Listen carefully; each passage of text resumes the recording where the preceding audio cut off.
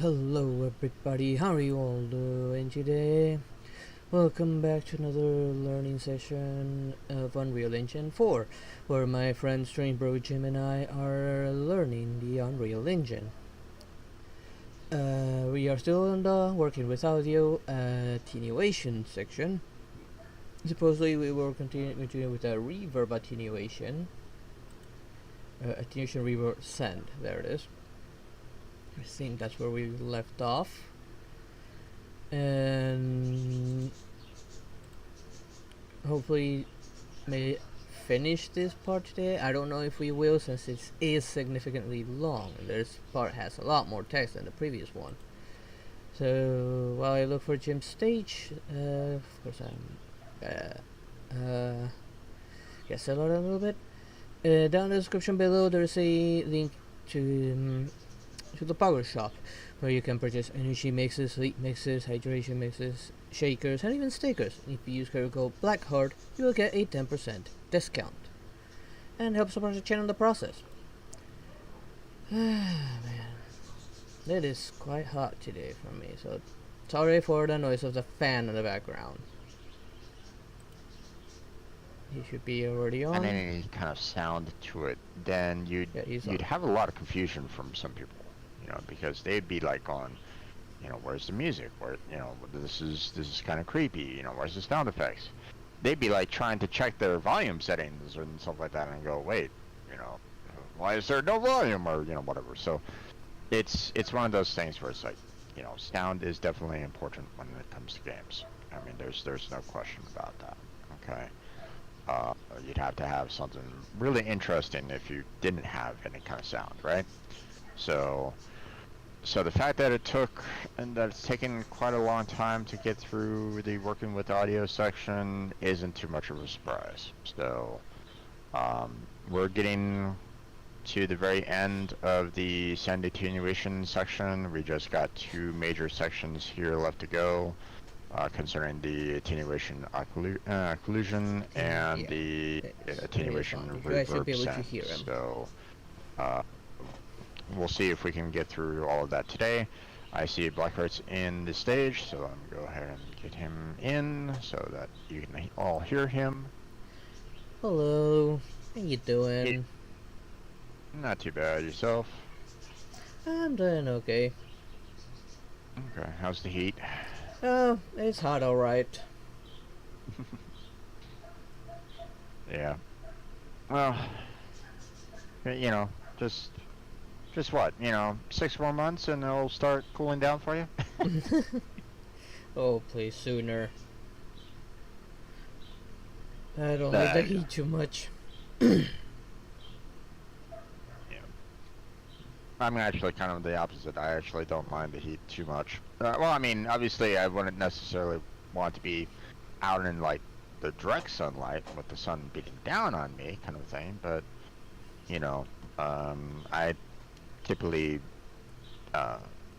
like more, warmer climates than cold. Or at least that's me. So hate the cold. Don't mind snow, but I hate the cold. So, okay. Let's get into the attenuation reverb send, shall we? Yep. Alright, so this section defines the relationship between the sound's distance from the listener and the amount of reverb that is applied to the sound. This assumes you have either defined a default reverb setting within the world settings or the sound without an audio volume with a reverb effect applied. And the sound class settings allow for reverb to be applied.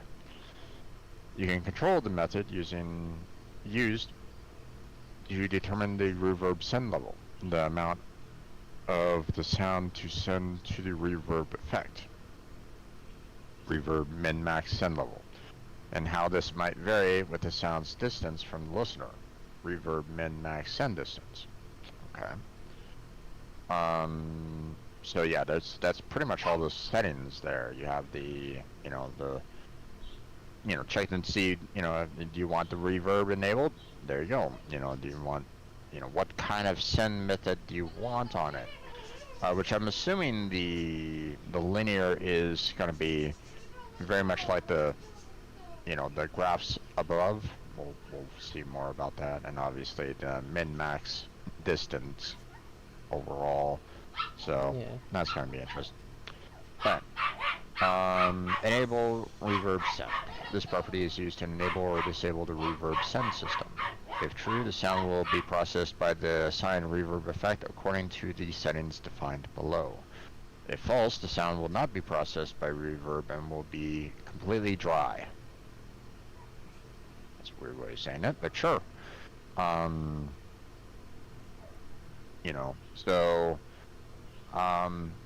now this is a little interesting in that I could see this as a potential like you could potentially have a lot of like confusion on your staff, for example. Like if you have some people like, hey, I'm going to create this reverb class that will enable reverb, and then you have this that will basically, in the sound attenuation, that will basically say, no, we don't want reverb. So it's like, I can see potential where it's like, if you're not careful, you could have a lot of like miscommunications. Like, this particular part is supposed to have reverb, but someone didn't enable it, so there is none. So it's one of those things where it's like you're gonna really need to be careful with your settings. It feels like if you're not careful, you could potentially have conflicting settings that will obviously if you say if you turn off one of the reverbs kind of thing, then obviously it's like, okay, well, no reverb whatsoever, I guess. I don't know. I could see it'd probably be good if they actually had something where you could have, like, if you enable like your sound class to have reverb, right? Right. That it kind of cascades through everything that sound class is like associated with, so everything knows that it has reverb. But I don't know.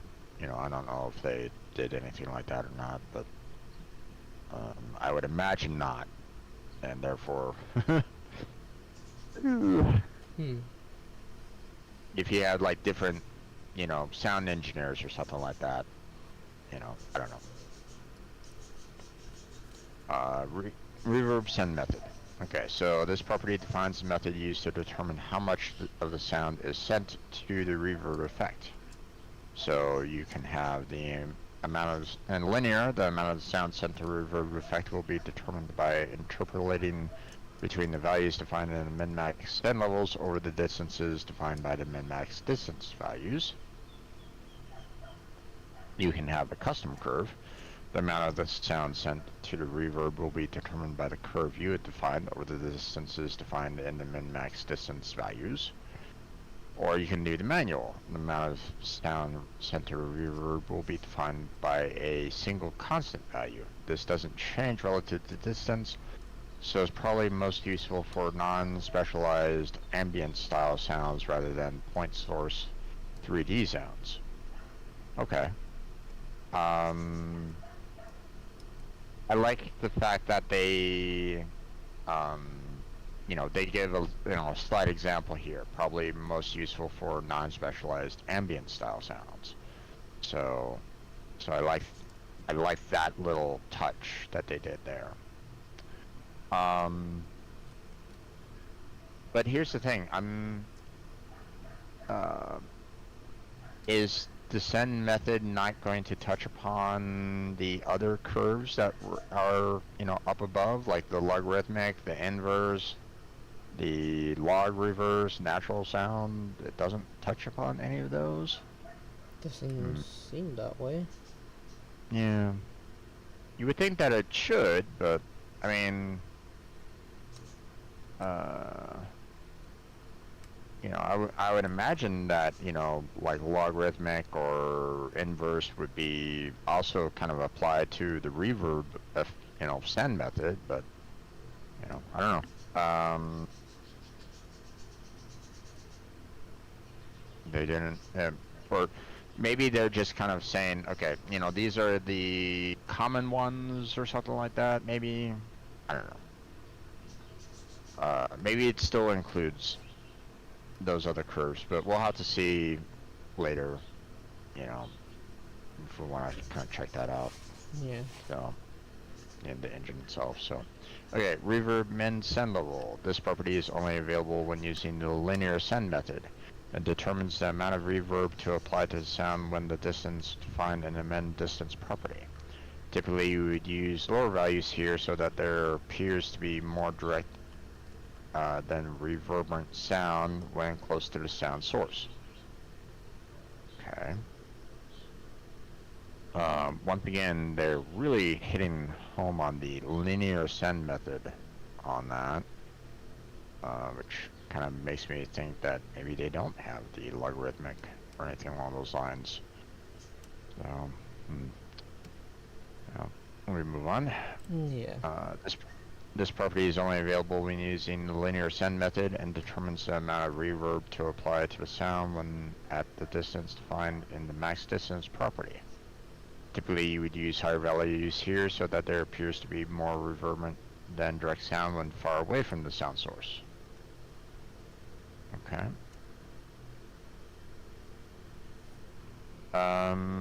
Any comments so far? Anything that you want to mention at all? Not that I can think of. Okay. Just want to make sure, man. Oh, also, did you get any kind of like comments or anything like that on any of your videos at all? Not yet. Okay. Yeah, I just, you know, just want to ask. Haven't received anything myself, but you know, now, again, for anybody that's watching right at this moment, you know, we're gonna be coming, you know, especially in this audio section. There's gonna be a lot of information that we don't really understand. We've already covered it in multiple videos. We're gonna be like going, I have no idea what this is all about. You know, both Blackheart and I. So if you know the material and you're willing to help us out, please, you know, feel free to like leave a comment, or come to us directly, you know, chat with us, you know, during these live streams, and you know, give us the information there. And obviously we'll be sharing it with each other, so you don't necessarily need to go to each of our videos, but I mean, still kind of welcome that as well if you want to. So, yeah. Anything else that you'd like to add to that there, Blackbird? Or? No, I can't think of what I could add to that. Okay. I just want to make sure. You know, want to make sure that I hit all the, you know, all the points that needed to be hit. So. Okay, reverb minimum distance. The property defines the distance from the sound source that will correspond with the minimum send level when using the linear send method, and the lowest value of your custom curve. Reverb max distance is the property defines the distance from the sound source that will correspond to the max send level when using the linear send method and the highest value of your customer curve. Now, every time I look at these min and max distances, I look back at that one picture that they had above with the one guy like standing outside of like two spherical, no, well, maybe not spherical, but circle radius around an object kind of thing. You know, one with like a little green radius around it and another with a little red. You know, and it's basically saying, hey, here's the green is the minimum, the red is the maximum kind of thing. So if you're standing outside of it, you're not going to hear the reverb or the sound or whatever. You know, you're beyond that area where the sound is reaching your ears. So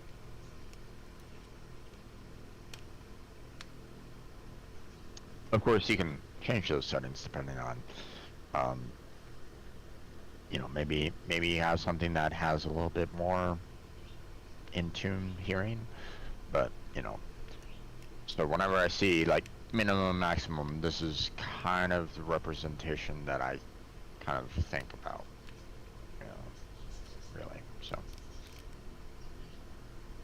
just saying. All right. So we're on our last section here, finally. The attenuation occlusion. So this section defines how to build the occlusion system will behave in order to simulate the effect of sound being reduced in high frequency content and or amplitude as a result of an object being between the source and the listener. You can control how the engine will check for obstructions as well as severity of low-pass filtering and volume reduction should an obstruction be found. Excuse me. You can also change the speed that, as a result, any changes to the sound will occur. Okay, so enable occlusion. This property allows you to enable or disable the inbuilt occlusion system. If true, the inbuilt system will check for obstructions and apply the settings defined below. If false, the inbuilt system will be turned off, and unless you're using a third-party plugin, defined in plugin settings below, your sounds will not emulate occlusion. Weird. I mean, it's not wrong, but it's a little weird of how they're kind of putting that. So, okay, occlusion trace channel. This property determines which trace channel will be used to determine whether there is an obstruction between the source and the listener. The default here is visibility, which would probably work fine for most purposes, essentially. If the object has collision set up and its properties, then it will work with this setting.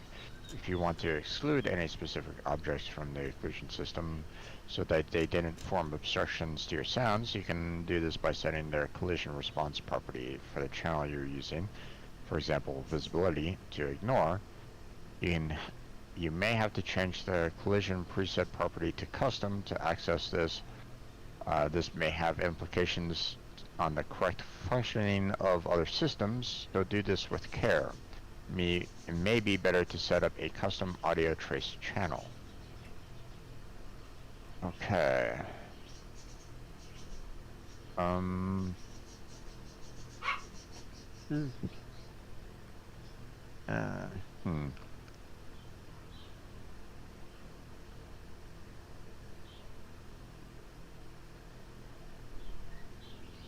a little concerned about what they mean by visibility, right? Because are they basically saying that if you can see it, the sound will be active? Or is it along the lines of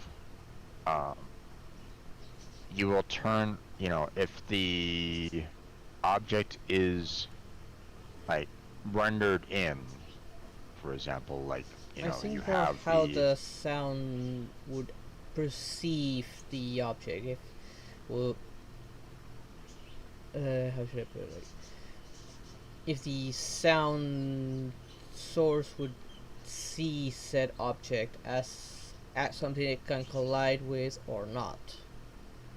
Visibility doesn't exactly mean character, that you can see it with your character or something.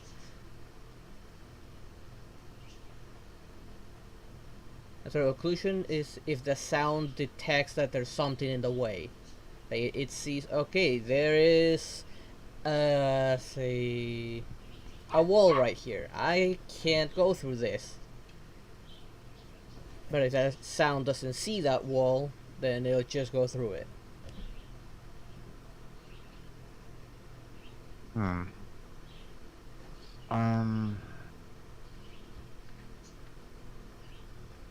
guess. Hey there, Yuzar. How you doing there? Welcome to the channel. How's your day been? Um,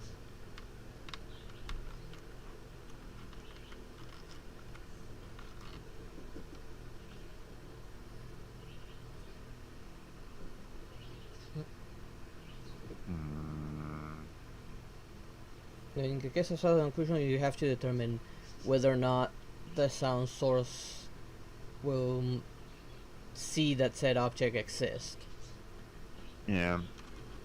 or even if it That's sees it, if it'll affect it in any way, shape, or form. it's just a weird. Yeah, it feels a little weird, as though it's like, when I see visibility, I think, okay, we have the human character looking at the object in question, but obviously that's That's not probably the not what case they're here. that's not what they're that's what not what they're talking about. It's you know um, the other thing that I can think of is, that the object in question that is, generating synth sounds hasn't been officially rendered in. Um, because you can have that. You can have, like like, say you want to have like a map system that is uh,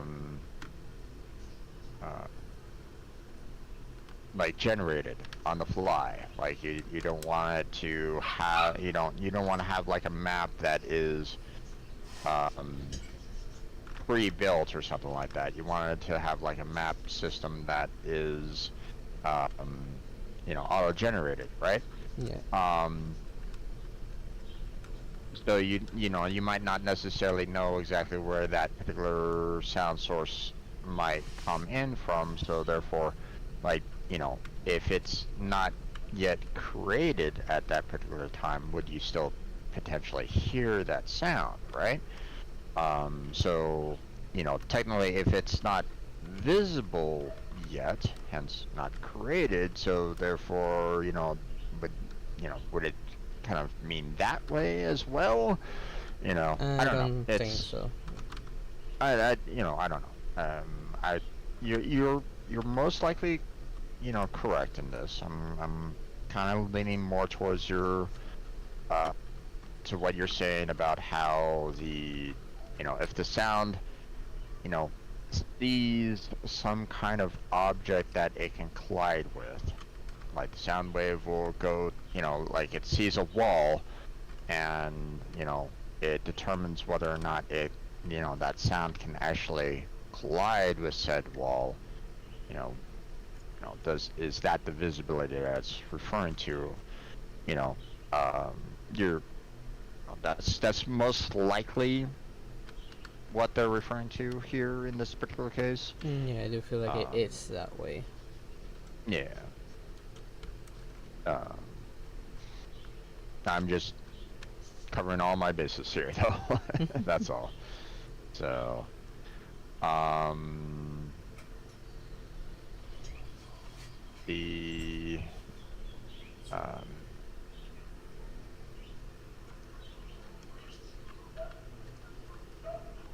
um, the fact that you have to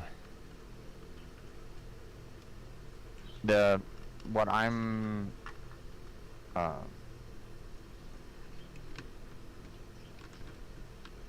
the response property. However, that it you're looking at that and you're like going, okay. Um,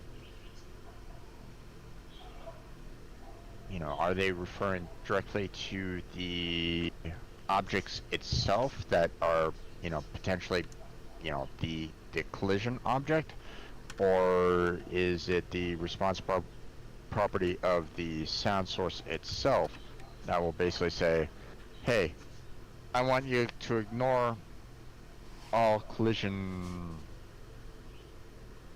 every single collisions, we're going to ignore it you know, everybody's gonna hear the sound no matter what. I guess it's depending on how both are configured, how both the collision and the sound are configured. Yeah.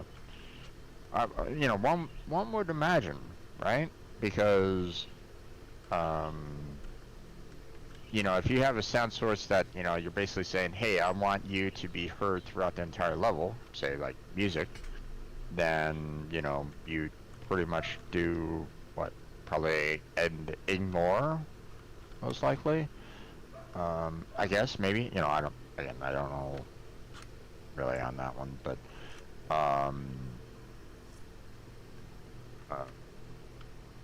whereas, you know, the objects would, you know, you might have something that is like, you know, oh yeah, you know, you can either, you know, any sound that passes through it is, you know, like, you have a net. Well, that's not gonna block sound, so you can completely ignore, you know, any kind of collision with a net, right? You know, so, you know, there's no problem with that. But if you have like a solid reinforced wall that has like, you know, sound protections on it and stuff like that, then you're probably gonna have like visibility being like, you know, really high and not allowing any sound whatsoever to go through, right? So, I don't know. Let's go ahead and move on. Yeah. Okay, occlusion low pass filter frequency. This property defines the cutoff frequency of the low pass filter that will be applied if the system detects an obstruction between the sound source and the listener. The lower the values used here, the more extreme and noticeable the filtering effect will be. Now, if I remember correctly, what was it? Low pass filter was... I saw that before. Oh god, what was it again? What was it? We were seeing it previously about... what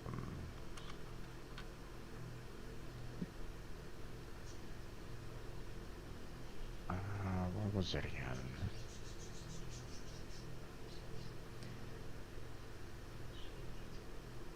Let me check again. It was fairly recently. Air absorption. There it was.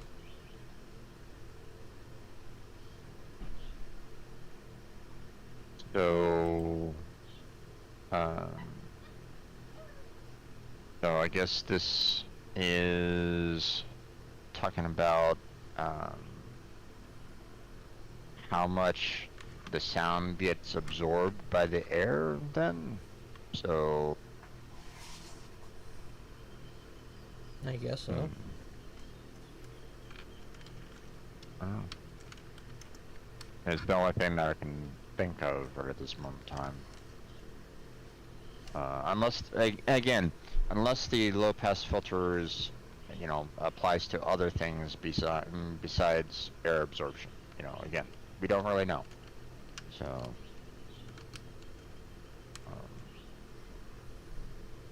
alright. Occlusion volume attenuation. This property defines how the scaling value to apply to the sound's volume if the sound system's if the system detects an obstruction between the sound source and the listener. The lower the values used here, the more extreme and noticeable the volume reduction will be.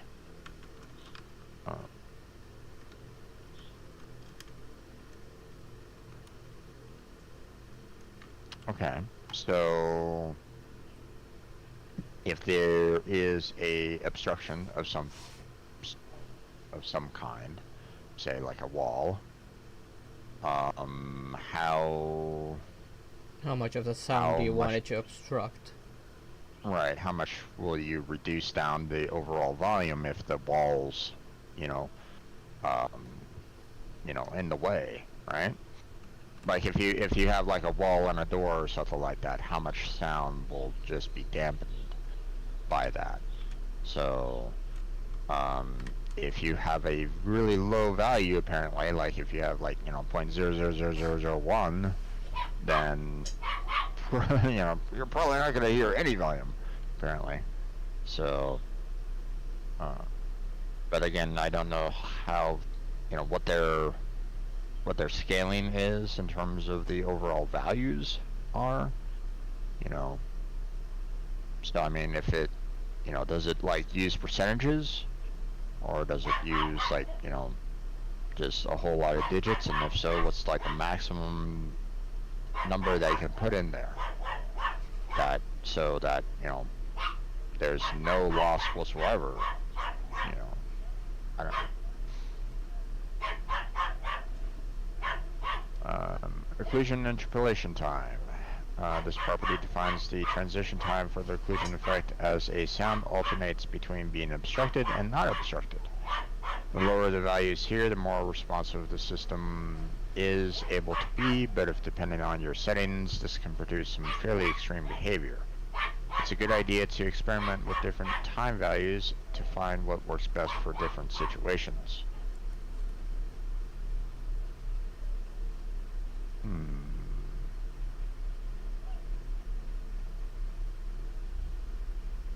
It would be kind of like that transition between being behind something and then being exposed.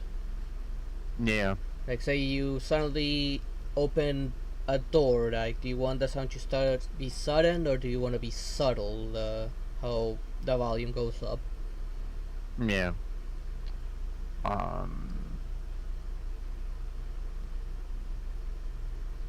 Yeah, that's pretty much what's going on here.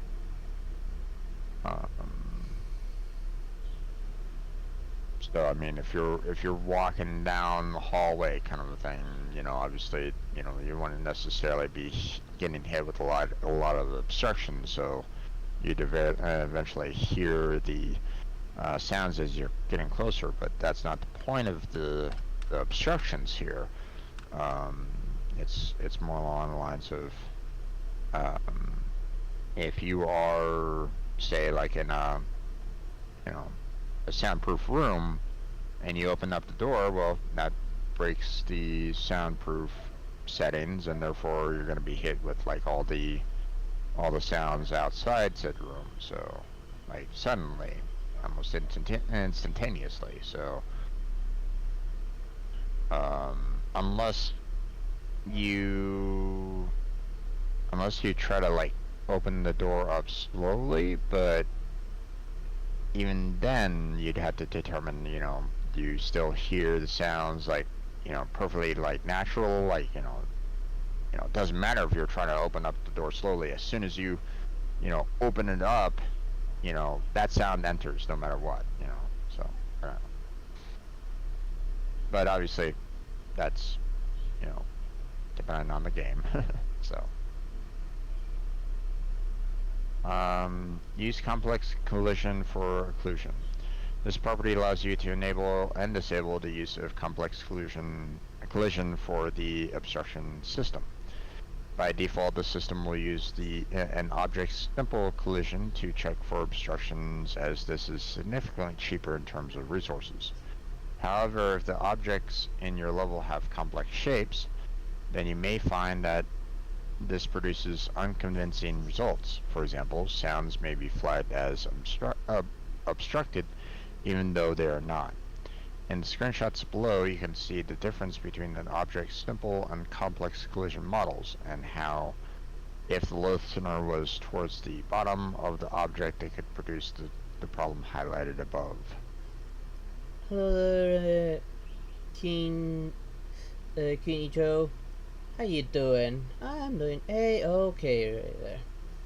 And thank you for the follow there. Nice.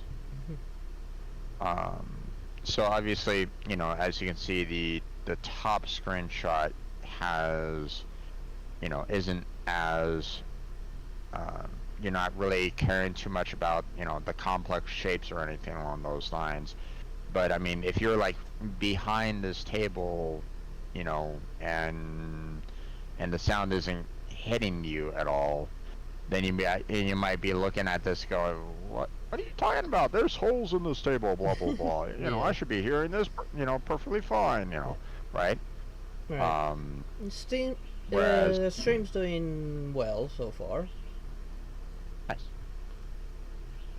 And then of course the the bottom picture here with the, you know, the complex, you know, uh, collision, checks here, they basically, cover the entire table, you know. So obviously if you're behind it, you could still potentially hear from the holes. But obviously, this is significantly more in terms of resources spent to try to make sure that you are hearing everything. So yeah. You know. So this would be, the top would be for, lower graphics settings or, lower settings overall, and then the bottom would be like, hey, you have like a beast of a computer that can handle anything.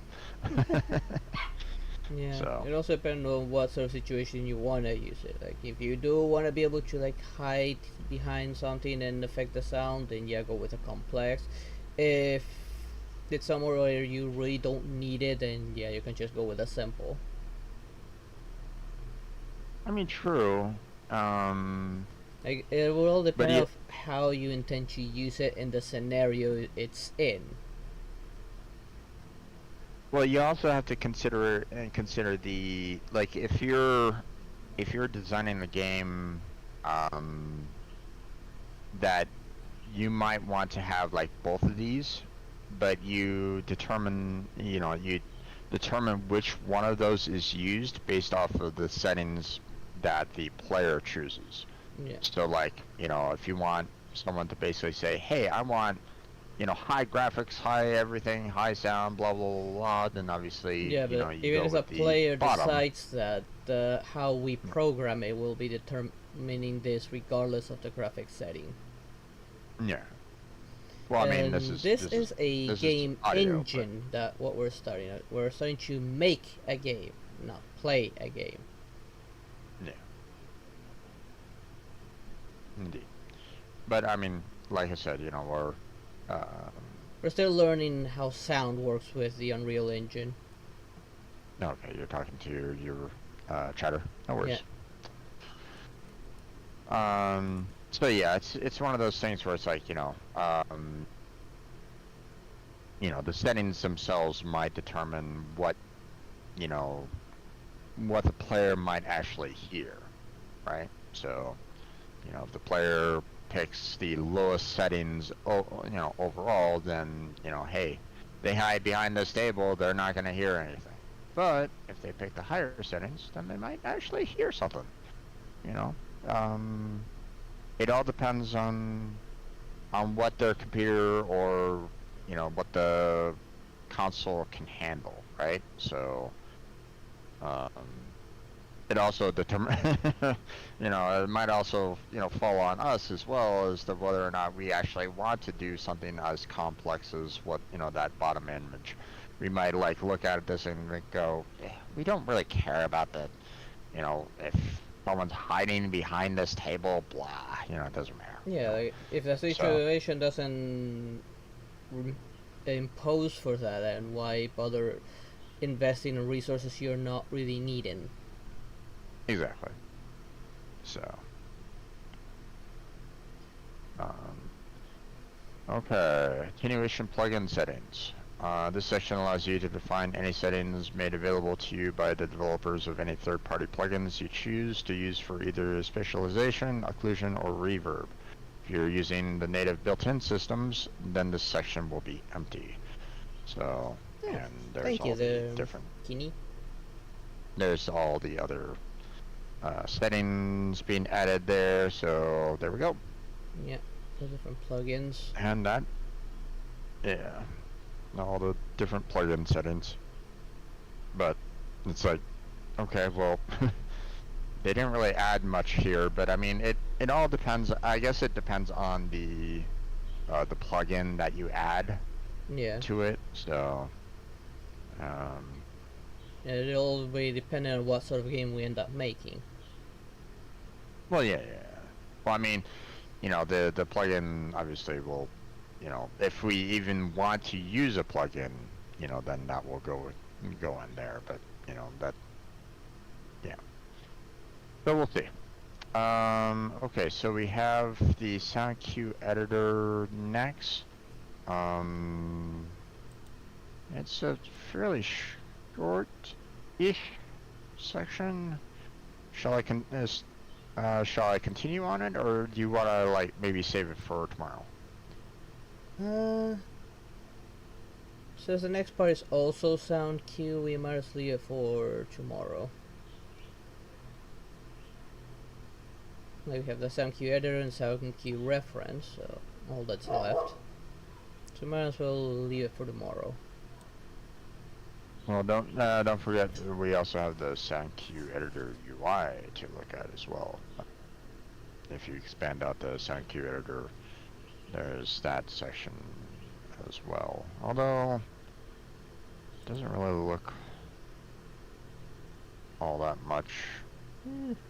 It's just how to navigate, like what part is what on the UI, like to understanding the UI itself. It's not exactly what it's actually for, or what it does. It's more on the initial part of, okay, this is what the sound cue editor is for. Yeah. Doesn't really describe anything really. Yeah. Device profiles. Brings up the device profiles in a separate window. You don't say. Yeah, so I'd say the... Wow, I never... I never would have thought about that. Yeah, I think we can skip the UI one, since like we're looking at it right on the very first image of the sound cue editor. Yeah. I want to know what it does, how it works, like what does each thing does. Like I can already navigate the UI pretty easily. Yeah. I just want to know what am I clicking on. Yep. You know, the fact that it's like, you know, hey, it brings up the debug tool. Well, great. What does the debug tool do? You know, you're not really helping me here with this whole brings up a debug tool in a separate window. Yeah. That tells me nothing. You know, what is the purpose of the debug tool concerning of the sound cue editor, their game, or the documentation? Please explain this to us. You know. Yeah. You know, you're not really, you know, great. It opens up in a separate window, but you know, what is it all about? You know, that's what, you know, that's my take on it. But yeah. So okay, we'll save this for tomorrow. Hopefully they'll cover a little bit more of it, but it seems like they probably won't. I think maybe on reference we're gonna have more information on sound cue than we will on the editor. Oh, yeah, reference is massive. Yeah, reference is indeed a very long. This is where probably we'll get most of our information. Web page. Yeah. You know, they're including a lot of properties in here, so there's going to be a lot of kind of going over what each property does and so on and so forth. Yeah, I don't even know if we'll even cover all of it. This is big. Mm-hmm. I'm still going down. Like I'm scrolling down, and I'm still going. Mm-hmm. Oh, there's the bottom. Finally. Yep. I mean, and you know, I'm just looking at the attenuation node properties, and oh my god, so many you know, so many properties, you know, actually associated with it. But at the same time, this is also kind of referring to what we just covered, which is like attenuation listener focus, attenuation error absorption, attenuation specialization. So I mean, they're kind of showing like, hey, this is where you can, you know, see all this, you know, that you just previously covered. So we might, you know, we might need to, and we, you know, we could probably skip over quite a bit of it, maybe, you know, because a lot of it's, you know, stuff that we've already kind of covered a bit, but you know, but we'll have to see. Yeah. But yeah, send continuation tomorrow. Yeah. Sound probably.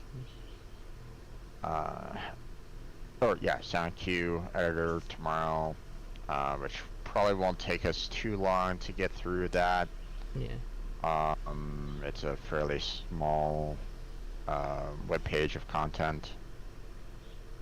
Unless, of course, something like, strikes us as odd and we're gonna, discuss it a little bit more, but... We'll probably end up doing so. That we are not sound engineers, some things we're probably not gonna understand at all. Yeah, but I mean, if there's something that kind of goes, oh, wait, that's what it can do? Okay, interesting. Then, but obviously, we'll see about that tomorrow. So... so for those of you that are here watching us right at this moment in time, stay tuned for that. We're gonna go ahead and close down our section of the Unreal study session for today. I'm gonna be moving on to. Oh, I mean, I've already uploaded all the videos earlier, so I'm probably gonna try to see what I can do about working on my old website, or at least maybe trying to get back into it a little bit in the next hour.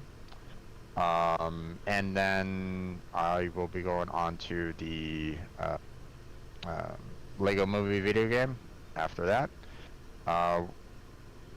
Blackheart, you have food afterwards. Yeah, I'll be closing down this stream. I'll go eat something, and I'm gonna play some Genshin Impact.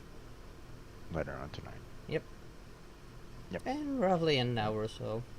For anybody that's kind of curious as to what's going on, if you're watching my channel right now, you can go check my description for Blackheart's channel, and I'm pretty sure he has the same for me as well.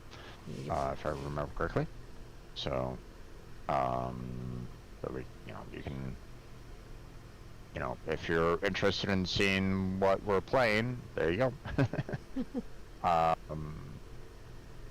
Check our description for various links that we have down below, links that help us out directly, the content creators.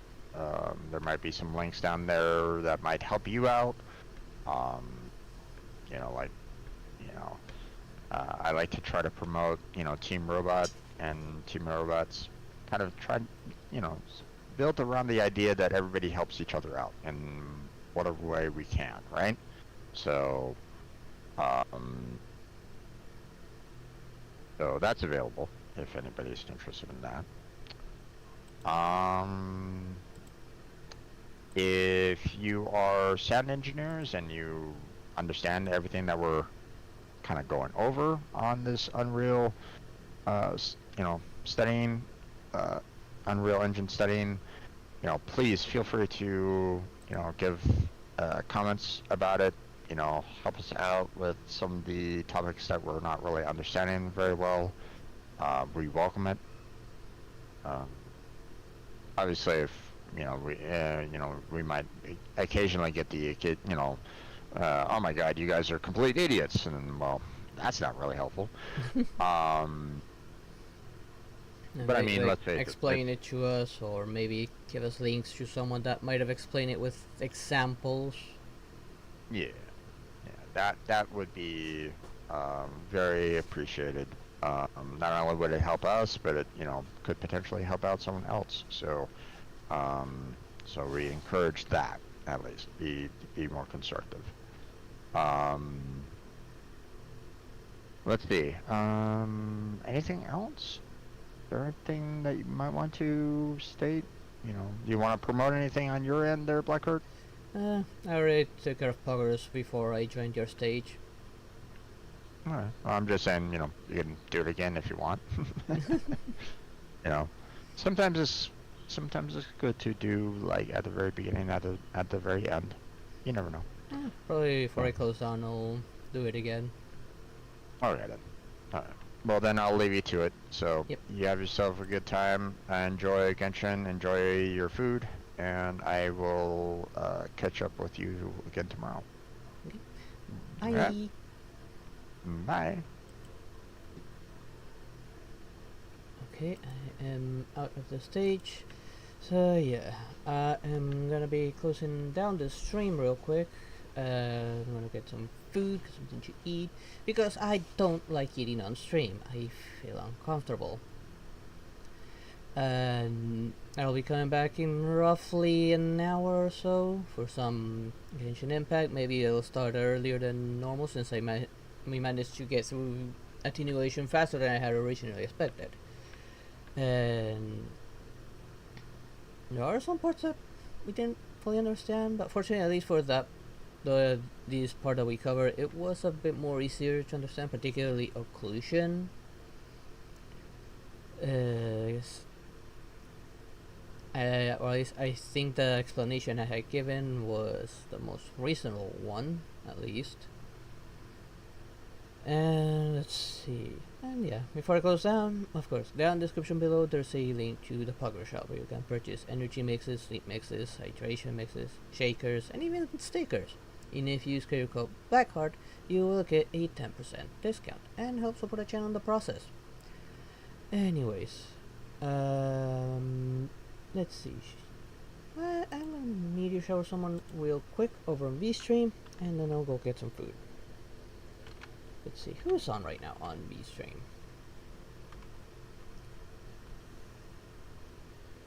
Any other creator, maybe? Or artist, or programmer, or games in general? Oh, come on, there, VStream. Okay, there we go. Not as many as I thought there would be. Hey, there's a couple of interesting games. Darkwood, ooh, that's a horror one.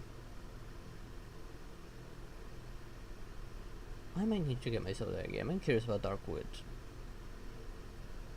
There's some... Hershey is on. Hershey tends to lurk in my chats every once in a while. We might as well meteor shower her. Let me just mute the desktop audio, just in case, so that we don't get any like background noise. Okay, yeah, desktop is muted. And I'll be hopping right on out. Like I said, I'll be back for some Genshin in roughly an hour or so, let's see, come on there, VStream, load. Or maybe it's my internet. I did get just suddenly an error on OBS. I don't know if I'm still live or if there's any like frame rate issue right now. I don't know why I got like a Windows error about connection with OBS. I don't know why. But at least it seems to be working fine right now. At least for now. I'll probably reset OBS after I do this meteor shower. Okay, there we go. Meteor shower first shot. Okay. So again, thank you all for watching. I hope you enjoyed today's stream, and I hope maybe you learned something alongside us. And if you know something, we understood something wrong, leave it down in the comments below, please. Every little bit helps.